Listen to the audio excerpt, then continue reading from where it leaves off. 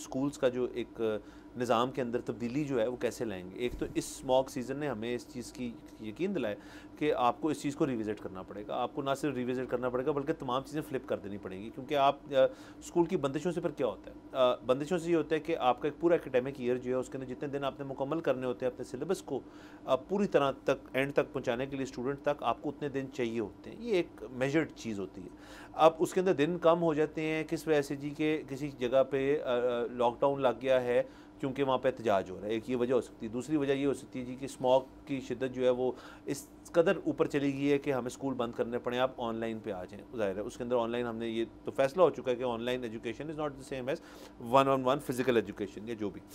तो एक तो ये इस्लामाबाद के अंदर फैसला हुआ कि जी हफ्ते के रोज़ स्कूल जो है वो इस चीज़ को मुकम्मल करने के लिए खुले रहेंगे, एक ये फैसला हुआ। दूसरा सर ये है कि जो प्राइवेट स्कूल एसोसिएशन है उन्होंने एक अपने फेडरल गवर्नमेंट को भी और सूबाई गवर्नमेंट को भी अपना मुतालबा पेश किया है कि आप जो हैं इस दफ़ा की सर्दियों की जो छुट्टियाँ हैं जो आने वाली हैं बस कुछ ही दिनों में, उनको आप कम करें ताकि स्टूडेंट्स जो हैं वो जल्दी वापस आएँ स्कूलों में और वो ज़्यादातर अपने जो बड़ी क्लासों के बच्चे हैं वो अपना सिलेबस मुकम्मल कर सकें। अच्छा, अब इससे सर पैदा होते हैं बहुत सारे सवाल। नंबर 1, हुकूमत आया बाउंड है किसी प्राइवेट स्कूल की एसोसिएशन से? नंबर 1।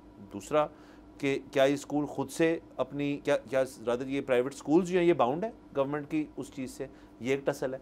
नंबर 2, उस स्टूडेंट का क्या कसूर है इस चीज़ के अंदर? उसको तो छुट्टी मिली, उसने उसके अंदर भी शायद कुछ ऐसे होंगे जिन्होंने अपनी तालीम जारी रखी घर के अंदर बैठ के, कुछ लोगों ने उन्होंने एंजॉय किया होगा, अब कुछ लोगों ने काम किया होगा, कुछ लोगों ने काम किया होगा उसके अंदर। तो अब इस सारी चीज़ को आप मेरे ख्याल में यही अगेन वो जो लफ्ज़ मैं इस्तेमाल करता हूँ स्टॉप गैप जो सॉल्यूशंस है ना, उससे मामलात हल नहीं होने, उससे मामलात जो है वो और बिगड़ जाएंगे।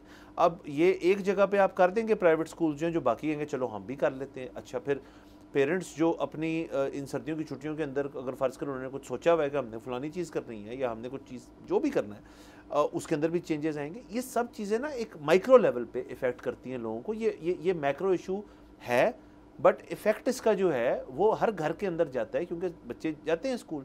तो इसके ऊपर कोई एक ही मुश्तरका पॉलिसी बननी चाहिए, आज बननी चाहिए ताकि अगले साल वो इम्प्लीमेंट हो।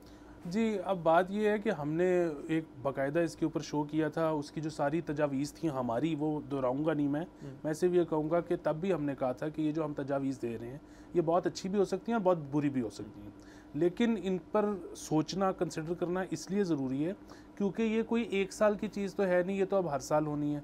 तो आप अब ख़ुद से अपनी एक नई रूटीन बना लें और वो नई रूटीन जब सब इम्प्लीमेंट, सबको पता होगा कि हमने इम्प्लीमेंट करनी है, तो फिर गर्मी का भी इलाज निकल आएगा, सर्दी का भी इलाज निकल आएगा, लोगों की सारी प्लानिंग भी उस तरह से हो जाएगी।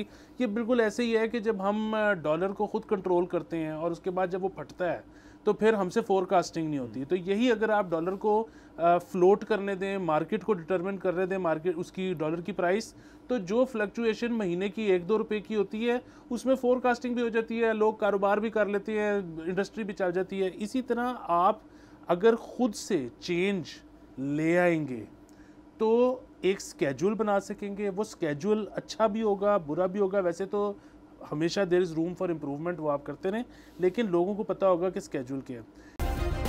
सब्सक्राइब करें और बेल दबाएं ताकि कोई खबर रह न जाए।